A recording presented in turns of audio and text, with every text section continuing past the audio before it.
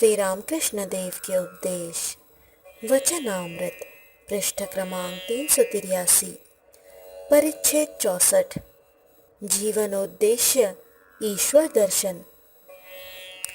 दूसरे दिन सोमवार 17 दिसंबर 1883 सवेरे 8 बजे का समय होगा। श्री रामकृष्ण उसी कमरे में बैठे हुए हैं। राखाल, लाटू आदि भक्त भी हैं। मणि फर्श पर बैठे हैं। मधु डॉक्टर भी आए हुए हैं। वे श्री रामकृष्ण के पास उसी छोटी खाट पर बैठे हैं। मधु डॉक्टर वयोवृद्ध हैं। श्री रामकृष्ण को कोई बीमारी होने पर प्रायः ये आकर देख जाया करते हैं। स्वभाव के बड़े रसिक हैं। श्री रामकृष्ण, बात है सच्चिदानंद पर प्रेम। कैसा प्रेम? ईश्वर को किस तरह प्यार करना चाहिए? गौरी पंडित कहता था, राम को जानना हो तो सीता की तरह होना चाहिए। भगवान को जानने के लिए भगवती की तरह होना चाहिए। भगवती ने शिव के लिए जैसी कठोर तपस्या की थी वैसी ही तपस्या करनी चाहिए। पुरुष को जानने का अभिप्राय हो तो प्रकृति भाव का आश्रय लेना पड़ता है। सखी भाव, दासी भाव, मातृभाव। मैंने सीता मूर्ति के दर्शन किए थे। देखा सब मन राम में ही लगा हुआ है।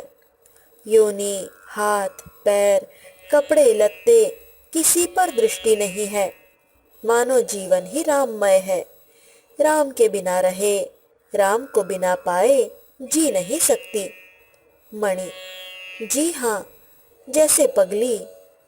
श्री रामकृष्ण, उन्मादिनी, आहा, ईश्वर को प्राप्त करना हो तो पागल होना पड़ता है। कामिनी कांचन पर मन के रहने से नहीं होता।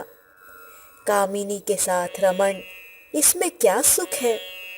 ईश्वर दर्शन होने पर रमण सुख से करोड़ गुना आनंद होता है। गौरी कहता था, महाभाव होने पर शरीर के सब छिद्र, रोमकूप भी महायोनि हो जाते हैं। एक एक छिद्र में आत्मा के साथ आत्मा का रमण सुख होता है। व्याकुल होकर उन्हें पुकारना चाहिए। गुरु के श्रीमुख से सुन लेना चाहिए कि वे क्या करने से मिलेंगे। गुरु तभी मार्ग बतला सकेंगे जब वे स्वयं पूर्ण ज्ञानी होंगे। पूर्ण ज्ञान होने पर वासना चली जाती है। 5 वर्ष के बालक का सा स्वभाव हो जाता है। दत्तात्रेय और जड़ भरत ये बाल स्वभाव के थे।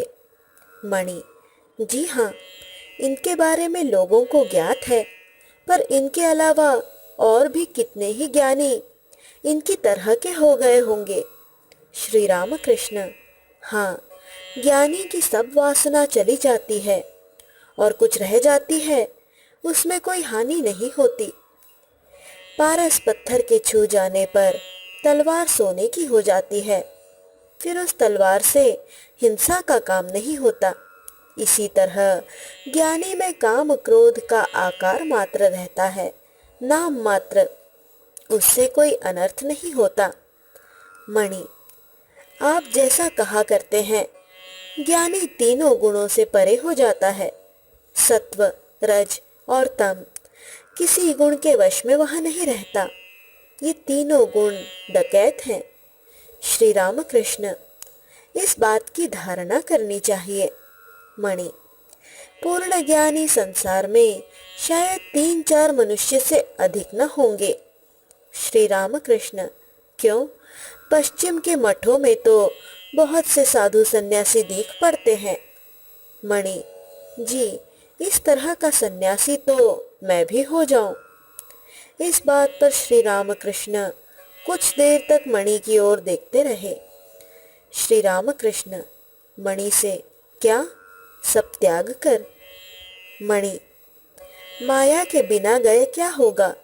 माया को जीत न पाया तो केवल सन्यासी होकर क्या होगा?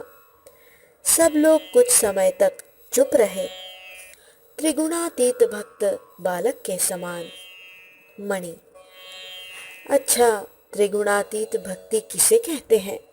श्री राम कृष्ण, उस भक्ति के होने पर भक्त सब चिन्मय देखता है।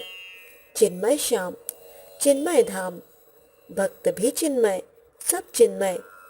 ऐसी भक्ति कम लोगों की होती है। डॉक्टर मधु, सहास्य।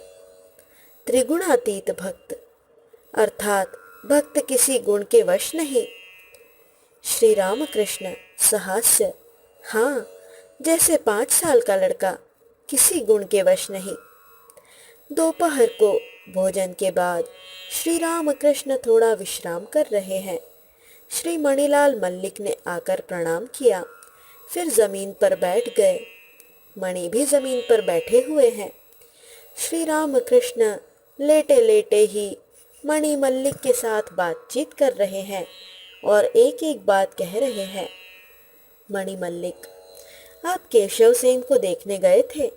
श्री राम कृष्ण, हाँ, अब वे कैसे हैं? मणि मल्लिक, रोग कुछ घटता हुआ नहीं दिख पड़ता। श्री राम कृष्ण, मैंने देखा बड़ा राजसिक है। मुझे बड़ी देर तक बैठा रखा, तब भेंट हुई। श्री राम कृष्ण उठकर बैठ गए और भक्तों के साथ बातचीत करने लगे। श्री राम कृष्ण मणि से, मैं राम राम कहकर पागल हो गया था। सन्यासी के देवता रामलला को लेकर घूमता फिरता था, उसे नहलाता था, खिलाता था, सुलाता था, जहाँ कहीं जाता साथ ले जाता था। रामलला रामलला कहकर पागल हो गया था।